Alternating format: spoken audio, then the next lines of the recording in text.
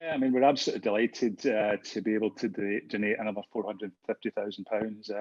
At one point last season, around about March, April, when we entered the first lockdown, we had to leave Ibrox and we had to stop working basically. And at that point, our donation was looking as if it wasn't going to materialise, certainly not to the tune of £450,000. And the main reason for that is we had to stop Rangers Lotto, our weekly draw, and that's our, if you like, our cash cow. It's a 7 figures a year game in terms of revenue, and just purely because we were not allowed to go into the stadium, we can't run Lotto from home, from our houses. We can't do that. We have to be in the stadium. So for 20 weeks. From March pretty much until the middle of August, I think we stopped taking revenue for Rangers Lotto, and that was the equivalent of something like £400,000 in lost revenue, so quite significant. So I think I was on my second skip in the garden, filling with garden rubbish, when it suddenly dawned on me, I know what we'll do. We'll launch an additional draw once we're allowed to come back in the stadium. We'll launch an additional draw.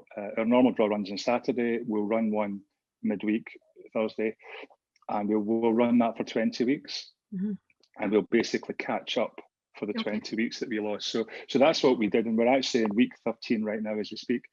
And thankfully, that's our fans, our wonderful fans, have once again supported us, and we were able to make the £450,000 donation. But on top of Rangers Lotto revenue, there's also Stadium Bricks. The fans have continued to support us throughout. I mean, throughout lockdown, fans are still buying Stadium Bricks, which is wonderful. Yeah, and it is a fantastic amount, obviously, given the coronavirus restrictions as well. And you obviously did come up with some new things during that as well. I think the quizzes started too, and different things. Yes, like that. Yeah. I mean, it was having all that time on my hands. I think my girls were groaning when they thought, what's he going to come up with next? So we've come up with Rangers Quiz, which is really exciting.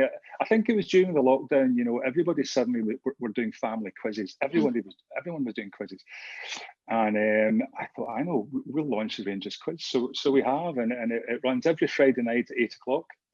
There's some great prizes. We've got some signed tops we've given away, and cash prizes, £250, £100, £50, etc. for various winners. And we've had about 5 or 6 of them now, I think, and it's been really nice. It works well. It's and the good thing is, afterwards on Twitter, wherever it is, you can see all the people who've been playing are all talking to each other. And about the questions they got wrong, and how many points did you get, etc. So it started to create a bit of a dialogue between fans. So and again, it'll raise more money towards our donation next year to the academy. So yeah, and it has been a number of years now, obviously, that RYDC has been supporting the academy. How important is it, and how good is it to see the money being put to use in the academy? Do you know, it's tremendous, and I think talking to Craig,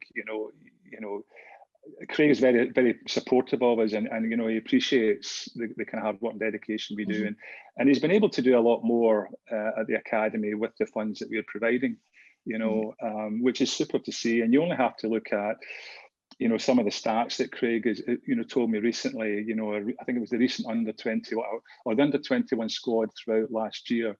A third of those players in Scotland were from Rangers, the academy. That's incredible. A third of the players in the Scotland under-21 squad were from Rangers, and you look at Nathan Patterson breaking through, and some of the others last year who made their first team debuts: Liam King, Kieran Dixon, Kai Kennedy, and then you look at the players out on loan like Stephen Kelly and James Maxwell and Josh down at Harrogate, etc.